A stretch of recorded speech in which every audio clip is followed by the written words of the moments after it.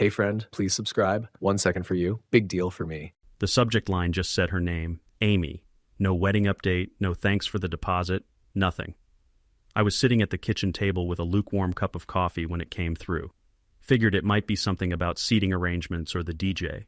We'd just wired over $28,000 for the venue and photographer last week. I opened it, read it twice before I really understood what it said. Hi, Dad. I wanted to let you know we've decided to keep the ceremony small. Andrew's parents are hosting and they want it intimate, just immediate family. We'll send you the live stream link, though. LL, that was it, no thank you. That was it. No, thank. No, I'm sorry, just LOL, like it was a joke. I stared at the screen for a long time. My hand gripped the edge of the table. I thought of her as a toddler with scraped knees and tangled pigtails, crying because her balloon flew away. I thought of the years of soccer practice and late-night pickup runs. Of how her mom used to say, "She'll never forget what you do for her." Well, maybe she forgot, or maybe she never cared. I typed 4 words in response. Sure, enjoy your big day, hit send, close the laptop, then just sat there in silence like someone had pulled a plug out of me. It wasn't just the money, though yeah, it hurt, knowing I'd fronted almost 30 grand only to get disinvited. It was that she didn't even hesitate. Amy had always been stubborn, always chasing something bigger, flashier. I used to admire that. But this wasn't ambition. This was cold. And the worst part? She didn't even think I'd be upset. LOL. Like I'd just laugh and watch her wedding through a webcam. Like I hadn't raised her.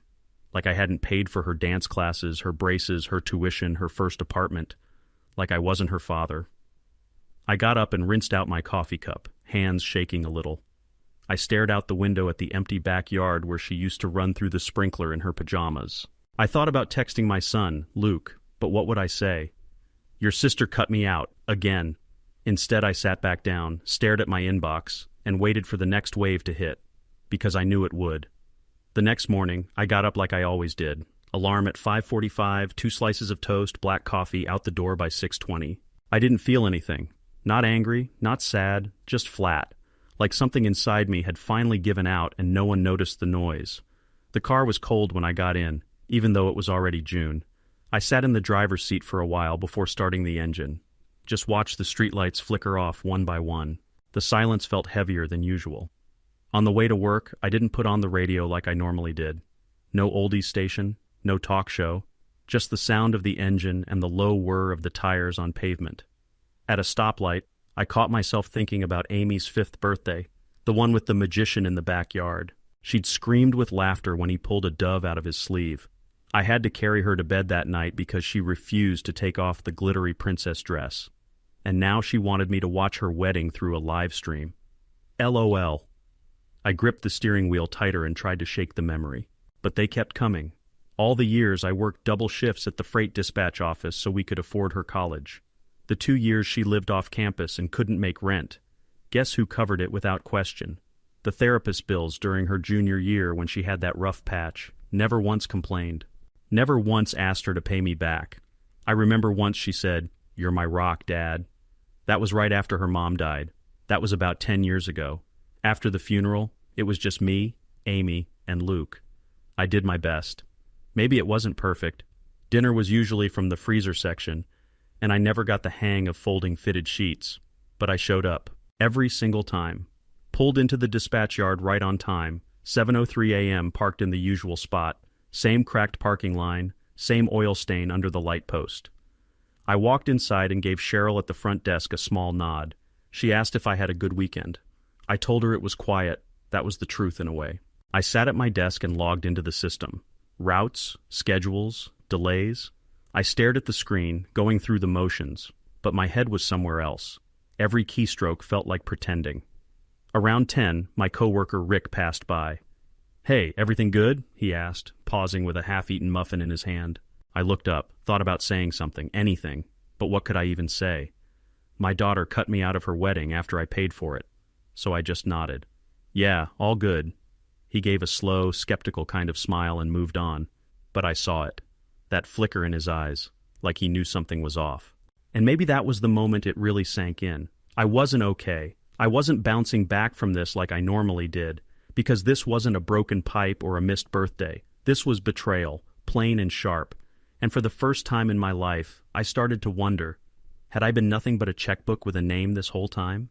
I didn't go straight home after work that night. Instead, I pulled into the First Pacific Bank parking lot around 5:40 p.m. They closed at 6, but the lights were still on. I sat in the car for a moment, watching the windows glow against the darkening sky. My fingers tapped the steering wheel, slow and steady. I wasn't even sure what I was about to do, but my feet moved anyway. Daniel, the branch manager, spotted me as I walked in. We'd known each other for years, not friends exactly, but familiar enough. I'd shaken his hand when I refinanced the house after my wife passed. He always wore the same tie, navy with small white dots. "Evening, Mr. Whitaker," he said with a polite smile. "Need help with something?" I stepped up to the counter and slid my ID and account number across. "I need to cancel a wire transfer." He blinked. "You mean the wedding transfer?" I nodded. "The second one, 45,000. His eyebrows lifted slightly, just for a second before his face went neutral again. "That's scheduled for Thursday." "Cancel it," I said. He hesitated. "There may be a small cancellation fee, and I'll have to file a reversal form." "I don't care," I cut in. "Has it gone through yet?" He glanced at the screen. "No, still pending." Then he paused. "Lucky timing." I stared at the plexiglass divider between us. "Yeah, lucky." He slid a form toward me. I signed it without reading the fine print. My hand didn't even shake. When I was done, I pushed the pen back and stepped away. "You sure about this?" Daniel asked gently. "Dead sure." I turned without another word, walked back through the lobby, past the potted plant by the brochure stand, and out into the warm dusk air. I didn't look back, didn't wait for a receipt. Something shifted in me as the door closed behind me. Not loud, not dramatic, just solid, like a foundation settling into the ground. That 45,000 wasn't just money. It was the final payment, the keystone, the thing holding up the entire wedding structure.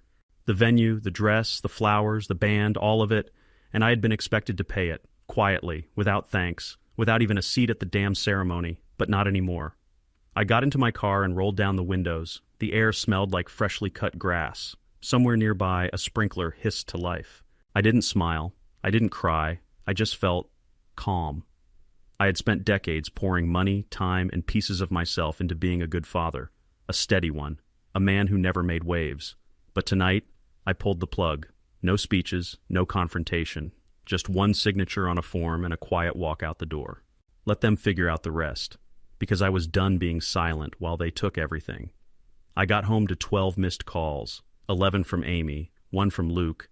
I didn't check the voicemails, didn't read the texts either. Just dropped my keys in the bowl by the door and stood there in the hallway, staring at the wall like it might explain something. I was heating up leftover chili when the knock came. Firm, not frantic, familiar. I opened the door, and there was Luke, dress shirt wrinkled, tie half loosened, looking like he'd come straight from the office without stopping to breathe. He didn't even say hi. "She's losing it," he said, stepping inside without waiting for an invite. I leaned against the doorframe. "You hungry?" "No," he said. "I'm not here to eat." He dropped his bag by the couch and ran a hand through his hair. "Amy called me 6 times today. Andrew's parents are furious. The venue says they'll cancel if the final payment doesn't clear by Friday." I walked to the kitchen and stirred the pot. "I know." Luke followed me, standing in the doorway like he wasn't sure if he should sit or yell. "You canceled the wire?" "Yeah," I said. "I did." He blinked. "Just like that?" I shrugged. "Just like that." There was a long pause. "You're her father," he said, like that was supposed to mean something. "You're supposed to help." I turned off the burner. Let the silence fill the room. "I did help," I said quietly. "I gave her 28,000 already. That paid for the venue deposit, the photographer, the save the dates. Half the wedding is mine, even if I won't be there to see it." Luke's mouth opened, then shut again. He didn't have a comeback for that. I could see him working through it, trying to find some logic that made me the bad guy. "You don't think this is extreme?" he finally asked. "Just pulling the rug out from under her?" "She pulled it first," I said. "She disinvited me, Luke. Sent me a live stream link like I was a cousin in Nebraska. Like I hadn't been there for every scraped knee and exam panic and midnight crying spell." He looked down at the floor. "She said Andrew's family wanted to keep it small," he muttered. I raised an eyebrow. "You believe that?" He didn't answer. "Look," I said. "If she'd come to me and said, 'Dad, it's complicated, but we'll find a way to include you,' I would have swallowed my pride. I would have stood in the back and smiled and written the damn check. But she didn't. She cut me out. And now that the money's gone, suddenly I'm needed again. She's panicking, Luke said. I'm not, I replied. He sat down at the table, rubbing his temples. You know they can't pull this off without the second payment, right? Everything falls apart. Then maybe it should. That came out colder than I meant it to, but I didn't take it back. Luke looked at me for a long time. You're really not going to help. No, I said. Not this time. He let out a breath, like someone trying to decide if they should be angry or just disappointed. Okay, he said, standing. I guess I'll let her know. He walked to the door, hesitated with his hand on the knob. You sure you want this to be the hill you die on? I looked him in the eye. It's not a hill, it's a line, and I'm finally drawing it. Luke didn't argue. He just left.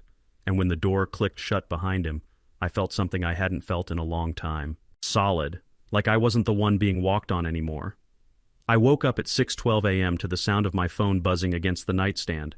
32 missed calls, a dozen text messages, all from Amy. The venue is pulling out. Andrew's family is freaking out. Dad, please, you're ruining everything.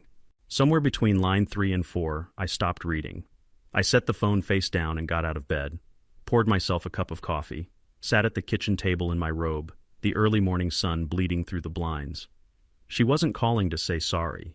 She was calling because things were falling apart, and she didn't know what to do without her safety net. By the time I got to work, there was another email. Subject, please don't ruin my wedding. No greeting, no apology. Just paragraph after paragraph about the catering deposit, the stress her future in-laws were under, how disappointed everyone was. It ended with this. We might reconsider letting you attend, but only if the funds come through. I read that line 5 times. Might reconsider letting me attend. After I already paid $28,000. After I got disinvited in the first place. My jaw clenched, but I didn't reply. Didn't forward it. Didn't delete it either. I left it sitting in my inbox like a rotten fruit. Something I could look at when I needed to remind myself why I was doing this. Rick, my coworker, poked his head into my office around noon. Hey, you good? I nodded. Yeah, just tired. He gave me a look. The kind people give when they know it's more than just a bad night's sleep, but didn't push. Just said lunch later and walked off. I minimized the email and got back to the shipping schedule, but I couldn't focus. My thoughts kept drifting back to that sentence, that insult dressed up as an invitation. We might reconsider. It wasn't a wedding anymore. It was a transaction, an ultimatum. They only wanted me there if the check cleared. My presence wasn't meaningful. It was a bargaining chip. I tried to imagine her in her wedding dress, texting me in the back room of the venue. Money came through. You can come now. Like I was a delivery guy dropping off cash instead of a father who spent 28 years raising her. I didn't cry, I didn't throw anything, but I sat back in my chair and let the ache settle in. This wasn't about revenge. It wasn't about getting even. It was about seeing clearly, maybe for the first time in decades. My daughter didn't want me. She wanted what I could give. And once that stopped, the door slammed shut. Except now, with everything unraveling, she cracked it open again. Not because she missed me, but because she missed the money. And you know what? That hurt more than the disinvite ever did. That afternoon, my phone buzzed again. Amy, please, just pay it. We'll figure things out later. I didn't reply. Because for the first time in my life, silence felt like the most honest thing I could say. Rick asked me to lunch the next day. I almost turned him down. Come on, he said, standing by my desk with his car keys already in hand. You look like a guy who needs pasta more than emails. I gave a weak chuckle. I've got a lot to do. Rick tilted his head. You've had a lot to do for the last 10 years. One lunch won't break the world. So I went. We drove to a little Italian place down the block. Nothing fancy. Red checkered tablecloths, breadsticks in a basket, and the kind of lasagna that sticks to your ribs. Rick didn't talk much at first, which was fine by me. I didn't have a lot to say. We ordered, sat, waited. Halfway through his first bite of lasagna, Rick finally spoke. So, he said casually, you gonna tell me what's got you looking like someone flattened your dog? I hesitated, fork halfway to my mouth. He shrugged. If you don't want to talk, that's fine. Just figured I'd ask. I set the fork down, looked at my hands. Then for some reason I still don't quite understand, I told him everything. The email, the live stream invite, the money, the silence, the texts, the nerve of that last message. We might reconsider letting you attend. I didn't raise my voice. I didn't rant. I just told it, like it was someone else's story. Rick didn't interrupt once. He just listened, chewing slowly, nodding here and there. When I finally stopped talking, he sat back in his chair and wiped his mouth with a napkin. "You know what that sounds like to me?" he said. "Sounds like you loved someone way past the point they deserved." I blinked. He sipped his water. "That's not a knock on you, man. That's actually one of the best things someone can do, but it'll eat you up if you don't draw a line." I stared at him, something behind my chest loosening just a little. Rick leaned forward, elbows on the table. "Sometimes love means drawing a line, especially with the ones you gave the most to. Otherwise, you're not helping. You're just feeding the fire." I nodded slowly. "She said they might let me come, if I paid." Rick raised his eyebrows. Jesus. We sat in silence for a minute. My lasagna was getting cold, but I didn't care. I expected advice, maybe even pity, but Rick didn't give me either. He just gave me space. And that did something for me I didn't know I needed. "I didn't cry," I said quietly. "I thought I would."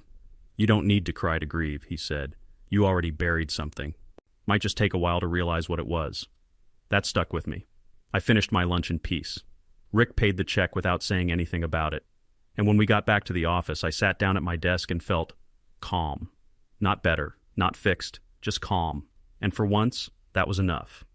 That night, just after 9, I was rinsing off a plate when I saw someone sitting on my front steps. At first, I thought maybe Luke had come back. Maybe Amy sent him again.